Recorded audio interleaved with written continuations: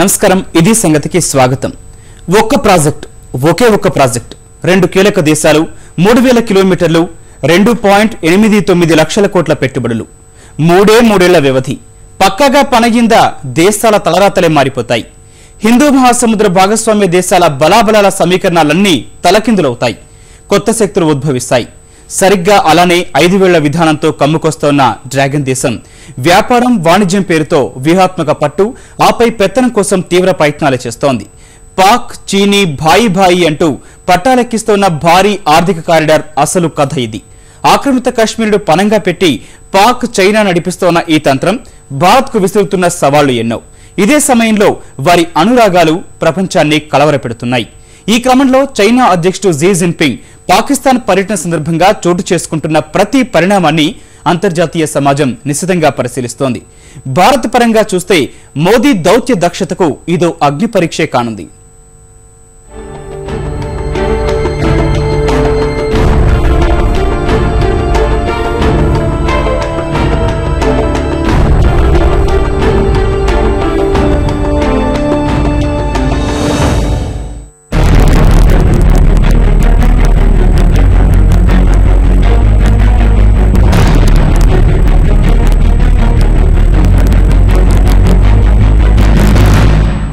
నోటితో మాట్లాడుతూ నొసటితో వెక్కిరిస్తోన్న డ్రాగన్ దేశం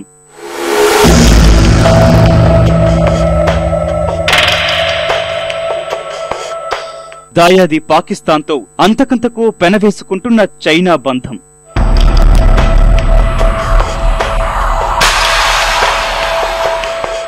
భారత్ సహా ప్రపంచ దేశాల అభ్యంతరాలు పక్కన పెట్టి మరీ అనురాగాలు.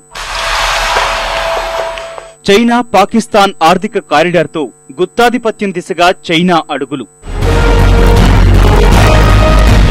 ముత్యాల సరం పేరుతో భారత్ అష్టదిగ్బంధనానికి పన్నుతున్న వ్యూహాల్లో డ్రాగన్ చైనా తెరపైకి తెచ్చిన మరో కొత్త ప్రాజెక్టు చైనా పాకిస్తాన్ ఆర్థిక కారిడార్ సిపిఇసి. అది దీర్ఘకాలంగా వివాదాస్పదంగా ఉన్న పాకిస్తాన్ ఆక్రమిత కశ్మీర్ మీదుగా భారత్ ఆందోళనలు తోసిపుచ్చి మరీ పాకిస్తాన్తో చైనా చేసుకున్న ఈ కీలక ఒప్పందం ఇప్పుడు ప్రపంచవ్యాప్తంగా చర్చనీయాంశమవుతోంది.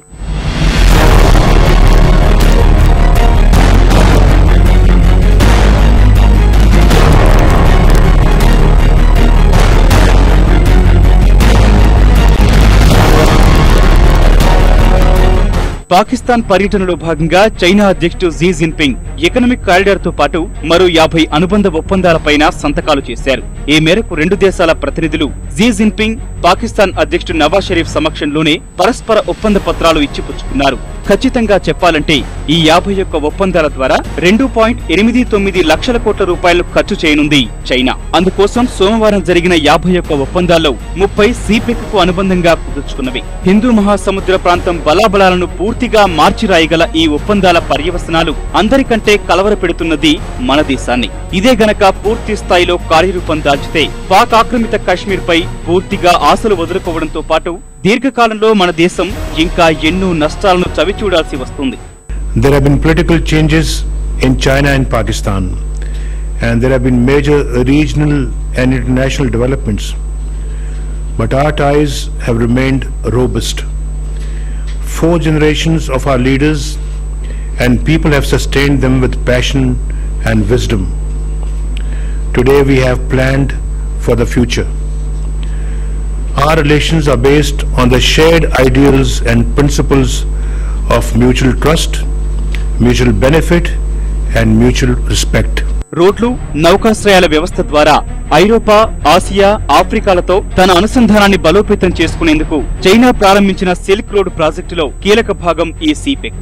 ఇందులో భాగంగా చైనా పశ్చిమ ప్రాంతం నుంచి పాక్ ఆక్రమిత కశ్మీర్ మీదుగా అరేబియా సముద్రంలోని గ్వాదర్ రేవు వరకు ఆర్థిక కారిడార్ ఏర్పాటు కానుంది. ఇందులో రహదారులు, రైల్వే మార్గాలు, వ్యాపార సముదాయాలు, ఇంధనోత్పత్తి కేంద్రాలు, పైపులైన నిర్మాణం వంటి అనేక అభివృద్ధి కార్యక్రమాలను చైనా చేపడుతుంది. 3 ఏళ్లలో పూర్తి చేయాలనే లక్ష్యంగా పెట్టుకున్న పథకం ప్రకారం అంతా జరిగితే పశ్చిమాసియా నుంచి చైనాకు ఇంధన దిగుమతుల దూరం 12,000 కిలోమీటర్ల వరకు తగ్గిపోతుంది. పాకిస్తాన్ సరికొత్త ప్రాంతీయ వాణిజ్య కేంద్రంగా మారుతుంది. ఆర్థికంగానూ బలపడుతుంది. 3,000 కిలోమీటర్ల పొడవైన ఈ కారిడార్ ఇరు దేశాల మధ్య అతిపెద్ద రవాణా మార్గం కానుంది. ఇన్ని సానుకూలతలు ఉండబట్టే పాక్ లో తాలిబాన్ ఉగ్రవాదుల నుంచి ముప్పు పొంచి ఉన్నప్పటికీ సిపెక్ విషయంలో ముందుకే వెళ్లాలని నిర్ణయించుకుంది చైనా. సరిహద్దులు దాటి డ్రాగన్లు పెడుతున్న భారీ పెట్టుబడి ఇదే. It is with great pleasure for me to come to the Parliament of Pakistan today to address you, members of the Parliament of Pakistan. The Parliament of Pakistan's invitation to me to address you today fully testifies to the profound friendship that you cherish towards the Chinese people. ఈ ఒప్పందాలకు ముందే China అధ్యక్షుడు Xi Jinping మరో మాట అన్నారు. పాక్ లో పర్యటించడం అంటే సొంత తమ్ముడింటికి వెళ్ళినట్లేనని ఎంతో ఆప్యాయతను ప్రదర్శించారు. పాక్ లో ఇది నా తొలి పర్యటన, కానీ నేను సొంత సోదరుడింటికి వెళుతున్నట్లుగానే భావిస్తున్నా అని పాకిస్తాన్ మీడియాకు రాసిన వ్యాసంలో పేర్కొన్నారు. తన పర్యటనతో పాక్ చైనా ద్వైపాక్షిక బంధం మరింత మెరుగుపడుతుందని చెప్పారు. పాక్ నాయకత్వంతో కలిసి పనిచేసేందుకు సిద్ధంగా ఉన్నామని, పాకిస్తాన్ అభివృద్ధికి సహకరిస్తామని తన మాటగా చెప్పారు. పాక్ వెళ్లాక పొరుగు దేశాలతో శాంతికి పాక్ యత్నాలు భేష్ అని కితాబిచ్చారు. మన ప్రధాని మోదీ వచ్చే నెలలో చైనాలో పర్యటించిన తరుణంలో అలాంటి వ్యాఖ్యలు, పాకిస్తాన్ చేసుకున్న ఒప్పందాల అంతరార్థమేంటో వేరే చెప్పక్కర్లేదు కూడా. 2014 సెప్టెంబర్లో భారత పర్యటనకు వచ్చిన సందర్భంగా సరిహద్దు ప్రాంతాల్లో శాంతి సామరస్యతలు కాపాడేందుకు అవసరమైన సామర్థ్యం, విశ్వాసం ఉభయ దేశాలకు ఉన్నాయన్న భరోసాను కాలరాసిన ఈ పరిణామాలివి. నిజంగా చైనాకు ఆ స్ఫూర్తి ఉంటే వివాదాస్పద పీఓకే మీదుగా ఇంత భారీ ప్రాజెక్టు పాకిస్తాన్ తో ఒప్పందం చేసుకునేదే కాదు.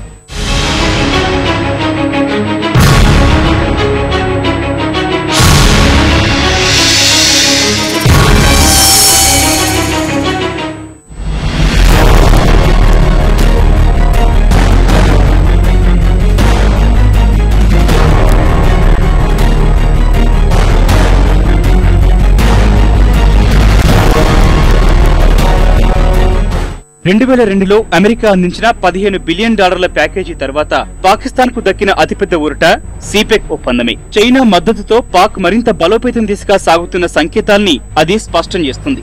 ఎలాగైనా సరే భారత్ ను ఎదుర్కోవడమే లక్ష్యంగా భారీగా అణ్వస్త్రాలను పోగు చేసుకుంటున్న పాకిస్తాన్ దూకుడుని ఇవి పెంచుతాయి. ఇలా చైనా పాక్ సంబంధాలు బలపడుతున్న తరుణంలోనే పాకిస్తాన్ రష్యా మైత్రి బంధం కూడా బలోపేతమవుతూ వస్తోంది. పాకిస్తాన్, చైనా, రష్యా అనే కొత్త కూటమికి అది బాటలు వేసే అవకాశాలు పుష్కలంగా కనిపిస్తున్నాయి.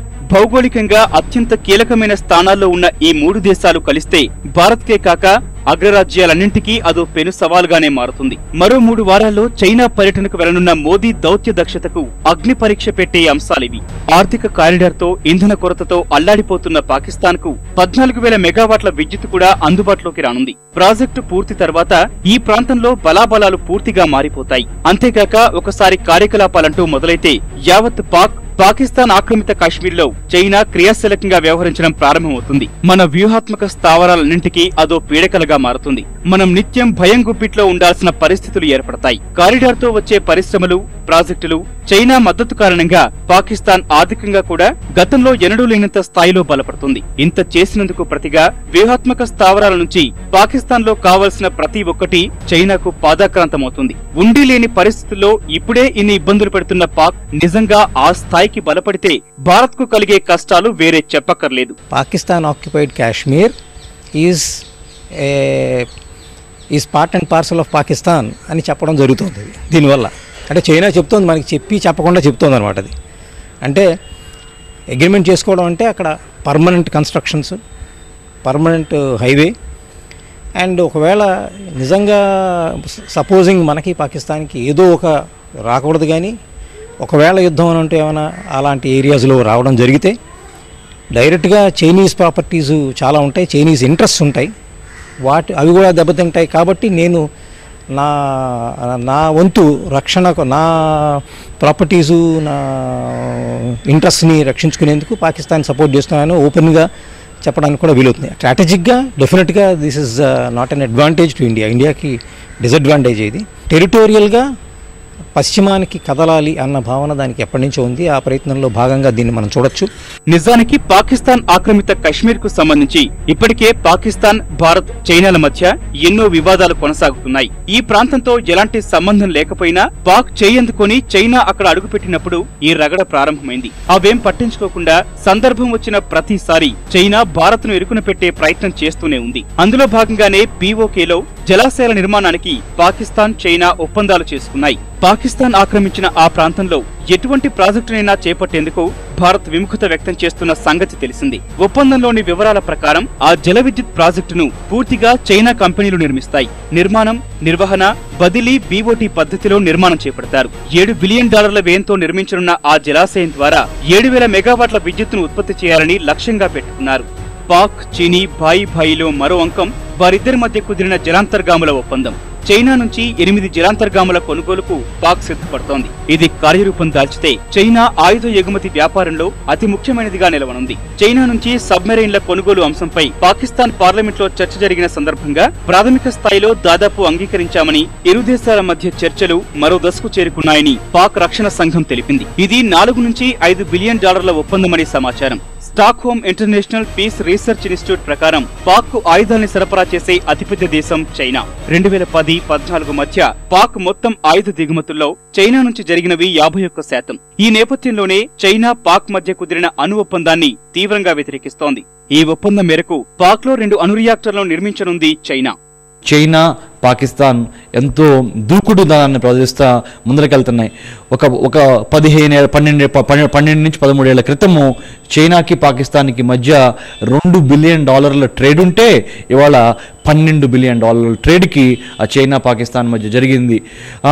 పాకిస్తాన్ నాకు ఒక ఇల్లు లాగుంది అని చైనీస్ ప్రీమియర్ షీపింగ్ చెప్పడం అనేది మనము చాలా జాగ్రత్తగా గమనించాల్సిన అంశంగా నేను భావిస్తున్నాను. ఎందుకంటే చైనా మరి ఆ మ్యారిటైమ్ సిల్క్ రూట్ ద్వారా మన కింద ఉన్న శ్రీలంకతో చెలిమి చేస్తుంది, మన పక్కన ఉన్న పాకిస్తాన్తో చెలిమి చేస్తుంది, ఇంకొద్ది పక్కన ఉన్న ఆఫ్ఘనిస్తాన్తో చెలిమి చేస్తుంది, ఇంకా కొద్దిగా పశ్చిమాసియాలో ఉన్న ఇరాన్తో చెలిమి చేస్తుంది, ఇంకొద్దిగా ఒక అడుగు ముందుకేసి ఆఫ్రికాలో ఉన్న ఎన్నో దేశాలతో కూడా చెలిమి చేస్తుంది. ఈ విధంగా భారతదేశాన్ని ఒక అష్ట దిగ్బంధనంలో ఉంచడానికి చైనా తన యొక్క రాజనీతిని ప్రదర్శించడం మనం గమనించాల్సిన అంశం. వ్యూహాత్మకంగా పాక్, శ్రీలంక, నేపాల్, భూటాన్లతో చెలిమి పెంచుకుంటున్న చైనా వారిపై చూపిస్తున్న ప్రేమ సామాన్యమైనది కాదు. ప్రస్తుత సిపెక్ ఒప్పందంలో భాగంగా పీఓకేలో చైనా విమానాశ్రయాన్ని నిర్మించాలని భావిస్తున్నట్లు సమాచారం. పాక్ ఆక్రమిత కశ్మీర్ సరిహద్దుకు ఆనుకుని ఉన్న జిన్జియాంగ్ లో సముద్ర మట్టానికి 2480 అడుగుల ఎత్తులో చైనా ఈ విమానాశ్రయాన్ని నిర్మించనుంది. విమానాశ్రయం ఏర్పాటుతో పీఓకేలో చైనా తన నిర్మాణాలను శాశ్వతం చేసుకునేందుకే ఈ చర్యలని భారత్ ఎప్పటినుంచో ఆందోళన వ్యక్తం చేస్తోంది. అవేం పట్టకుండా పాక్ చీనీ చేతిలో చెయ్యేసుకుని ముందుకు సాగుతూనే ఉన్నాయి. ఆ స్నేహానికి ప్రతిగానే ప్రస్తుత పాక్ పర్యటనలో వారి అత్యున్నత పౌర పురస్కారం నిషాన్-ఏ-పాకిస్తాన్ తో చైనా అధ్యక్షుడు జీ జిన్పింగ్ ను సత్కరించింది నవాజ్ షరీఫ్ ప్రభుత్వం. ముత్యాల సరాన్ని మరింత బిగిస్తూ డ్రాగన్లు పన్నిన ఈ వ్యూహాన్ని ఛేదించడమే మన మోదీ ప్రభుత్వం ముందున్న అతిపెద్ద సవాల్. ధరిత్రి కోట్ల జీవరాశులకు కన్న తల్లి. అమ్మంటే అన్నీ ఇస్తుంది. చిన్న కొడుకన్న ప్రేమతో మనిషికే కొంత ఎక్కువగా ఇచ్చింది. అదే తను చేసిన తప్పు. ప్రతి ప్రాణి వసుధైక కుటుంబంలో భాగమన్న విషయాన్ని మరిచి ఆ స్ఫూర్తికే తూట్లు పొడిచారు. తమ ఎదుగుదల కోసం అత్యంత నిర్దయగా ఇతర జీవజాతుల ఉసురు తీశారు. అభివృద్ధి పేరుతో అన్ని ఇస్తున్న నేలమ్మని సైతం కబలించడం మొదలుపెట్టారు. ఇష్టం వచ్చినట్లు పాతాళ గంగను పైకి తోడి భూగర్భంలో బడబానలాన్ని పెంచుతున్నారు. ఇష్టారీతిన వాతావరణంలోకి విషవాయువులు వెదజల్లుతూ పర్యావరణాన్ని విషతుల్యం చేస్తున్నారు. ఎన్ని ఘోరాలు చేస్తున్నా సహిస్తూ వచ్చిన పాపానికి నేడు నిప్పుల కొలిమిని తలపిస్తూ మండిపోతోంది. ఇది ఇలాగే కొనసాగితే సమీప భవిష్యత్తులో భూమిపై రేపటి రోజు కష్టసాధ్యంగా మారుతుంది. ఈ విషయాన్ని 4.5 దశాబ్దాల క్రితమే గ్రహించిన పర్యావరణ ప్రేమికులు ఏటా ఏప్రిల్ 22న ధరిత్రి దినోత్సవాన్ని నిర్వహిస్తున్నారు.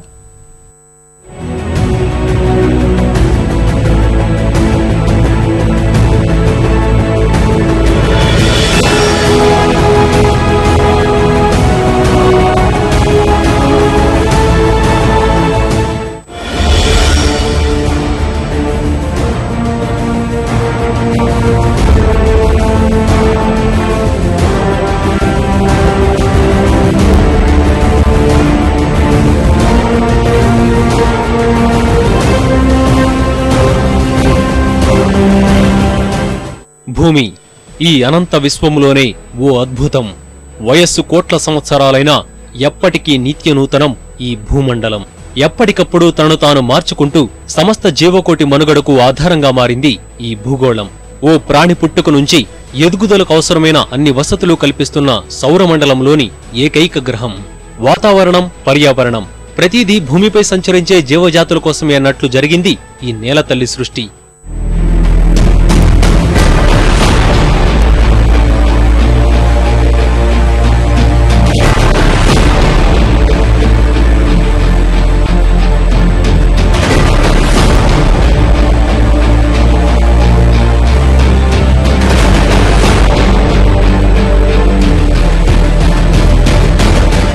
కోటాను కోట్ల జీవరాశులు ఈ గ్రహంపై జీవిస్తున్నాయి.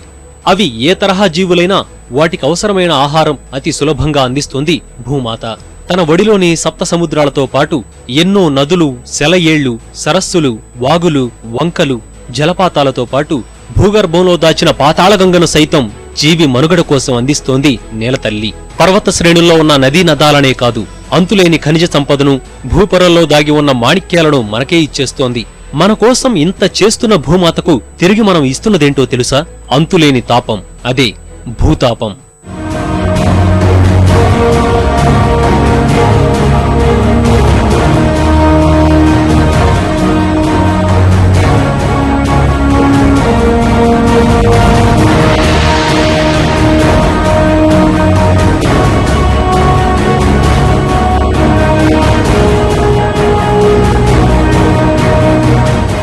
మనిషి ప్రస్థానంలో తాను సాధించిన, కనిపెట్టిన వినూత్న ఆవిష్కరణలన్నీ మట్టి నుంచి పుట్టుకొచ్చినవే. మానవుడు తయారు చేసిన యంత్రాల కోసం ఖనిజాలు, అవి పనిచేయటానికి ఇంధనం తదితర వనరులన్నీ సమకూర్చుతోంది.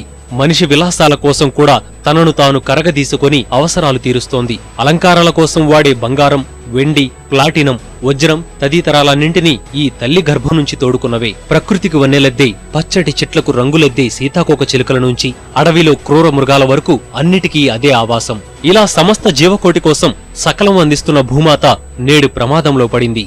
మనిషి తన మనుగడే ప్రధానంగా సృష్టిస్తున్న విధ్వంసంలో నిప్పుల కొలిమిలా మారుతోంది. గుండెల్లో దాచుకున్న బడబానాలన్నీ మోయలేక, గర్భం చీల్చుకు పుట్టిన కోట్లాది ప్రాణులను కోల్పోలేక నరక యాతన పడుతోంది.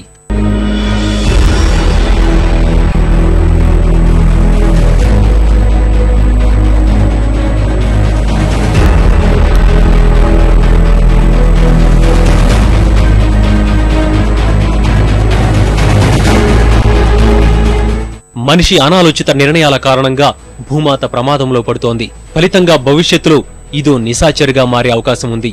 ఈ విషయాన్ని 4.5 దశాబ్దాల క్రితమే గుర్తించారు అమెరికా సెనేటర్ గెలార్డ్ నెల్సన్.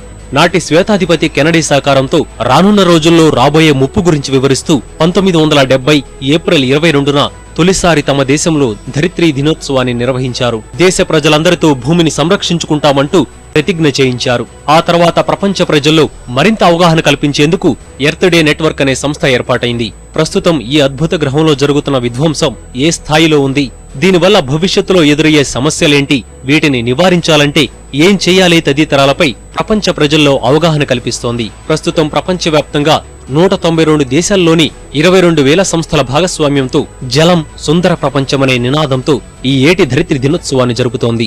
పర్యావరణం అనేది ఏ ఒక్కరికి సంబంధించింది కాదు, ఇది ప్రతి వాళ్ళకి కూడా. ఏది పొలిటికల్ అనే కాదు, లేకపోతే అకాడమీ అని కాదు, లేకపోతే అన్ని వృత్తులు, అన్ని రంగాలటువంటి వ్యక్తులకి సంబంధించినటువంటిది కనుక ఇట్స్ ఎ గ్లోబల్ కామన్. మనం ప్లానెట్ని కాపాడుకుంటూ ప్లానెట్ తద్వారా మన యొక్క జీవితాలనే కాకుండా మన భావి పౌరులు, మన యొక్క భావి తరాలకి వాళ్ళకి కూడాను క్షేమదాయకంగా, లాభదాయకంగా ఉండేటట్టుగా చూడవలసిన అవసరం ఎంతైనా ఉంది. 2012 జనాభా లెక్కల ప్రకారం ప్రపంచ జనాభా 700 కోట్లు. 2050కి ఇది 200 కోట్లు పెరిగి 900 కోట్లకు చేరుతుంది. దాదాపు 2050 నాటికి ప్రపంచ జనాభా సుమారు 900 కోట్లకు చేరుతుందని అంచనా. ఇంతమంది అవసరాలు తీరాలంటే ప్రకృతి వనరుల వినియోగం ఇంకా పెరగాల్సి ఉంటుంది. మానవ జీవితం వేగవంతంగా మారిన నేపథ్యంలో ఇంధన వినియోగం అధికమవుతుంది. ఫలితంగా ఉత్పత్తి అధికమవుతుంది. ఇప్పటి వరకు సాగిన అభివృద్ధి ఫలితంగా వాతావరణంలో కర్బన ఉద్గారాలు అధికమై ఇప్పటికే భూ వాతావరణం వేడెక్కుతోంది. పరిస్థితి ఇలాగే కొనసాగితే మరో 100 ఏళ్లలో ఇది ఇంకా పెరిగే అవకాశం ఉందన్నది పర్యావరణవేత్తల ఆందోళన. ఉష్ణోగ్రతలు క్రమంగా పెరగడం వల్ల సముద్ర మట్టాలు పెరగనున్నాయి. మంచుగడ్డల రూపంలో ఉన్న నీరు క్రమంగా పెరిగి పెను ఉపద్రవాలు సంభవించే ప్రమాదం ఉంది. భూతాపం కారణంగా భవిష్యత్తులో కొత్త జబ్బులు వచ్చే అవకాశం ఉందని, సకల జగత్తులోనే భూగ్రహానికి ఉన్న ప్రత్యేకత ఇక్కడ నేల ప్రాణం పోస్తుంది. అంటే ఈ మట్టి సాగుకు అనువైనదన్నమాట. భూపరల నుంచి పుట్టుకొచ్చిన పంటలే కోట్లాది ప్రాణుల మనుగడకు ఆహారాన్ని సమకూర్చుతున్నాయి. ఓ ప్రత్యేకమైన ఆహార చక్రం ఇక్కడ నడుస్తుంటుంది. అయితే ఇప్పుడది దెబ్బతింటోంది. ఇప్పటికే అడవుల నరికివేత ద్వారా ఎన్నో లక్షల చదరపు కిలోమీటర్ల నేలను ఎడారిగా మార్చుకున్న మానవుడు ఉన్న కొద్దిపాటి నేలను మోతాదుకు మించి రసాయనాలు వాడి విషతుల్యం చేస్తున్నాడు. కొన్ని ప్రాంతాల్లో ఇప్పటికే జీవం పోసే నేలమ్మ నిస్సారమై నిర్జీవంగా మారింది. ఫలితంగా సమీప భవిష్యత్తులో ఆహార సంక్షోభం ఏర్పడే ప్రమాదం ఉంది. ఈ విషయాన్ని గతంలోనే గుర్తించిన ఐక్యరాజ్య సమితి ప్రపంచ దేశాలను హెచ్చరించింది కూడా. పర్యావరణ అనుకూల వ్యవసాయం చేయాలని సూచించింది కూడా. మన తర్వాత తరాల వాళ్ళకి ఒక సెంటు భూమి కూడా లేకుండా మనం దాన్ని అన్ని విధాలా పాడు చేస్తున్నాం, కలుషితం చేస్తున్నాము, ఆక్రమిస్తున్నాము. అడవుల్ని ఇప్పుడు పటాల్లోనే చూపించుకోవాల్సి వస్తుంది. నదులు కాలుష్యం అయిపోతున్నాయి, కొండలు అంతరించిపోతున్నాయి. అంచేత తర్వాత తరాల వాళ్ళకి ఏ రూపంలో ఈ భూమి ఉంటుందో మనకు తెలియదు. అభివృద్ధి మాటున సాగుతున్న విధ్వంసం కారణంగా ఎన్నో అనర్థాలు సంభవిస్తున్నాయి. తాగునీరు కలుషితం అవుతోంది. ఈ కలుషిత జలం తాగి ప్రపంచవ్యాప్తంగా 5,000 మంది మృత్యువాత పడుతున్నారు. అంతేకాదు ఇప్పటికే 100 కోట్ల మంది తాగునీరు దొరక్క అలమటిస్తున్నారు. మరో 100 కోట్ల మంది తినడానికి తిండి లేక కాలే కడుపులతోటే రోజులు నెట్టుకొస్తున్నారు. పంట భూముల్లో 40% పొలాలు ఇప్పటికే నాశనమయ్యాయి. ప్రపంచ పర్యావరణంలో సమతుల్యం తీసుకొస్తున్న అడవులు కనుమరుగవుతున్నాయి. ఇప్పటికే 1,30,00,000 హెక్టార్లలో అడవులు నాశనమయ్యాయి. ఈ విధ్వంసం కారణంగా అనేక జీవజాతులు 1000 రెట్లు వేగంగా అంతరించిపోతున్నాయి.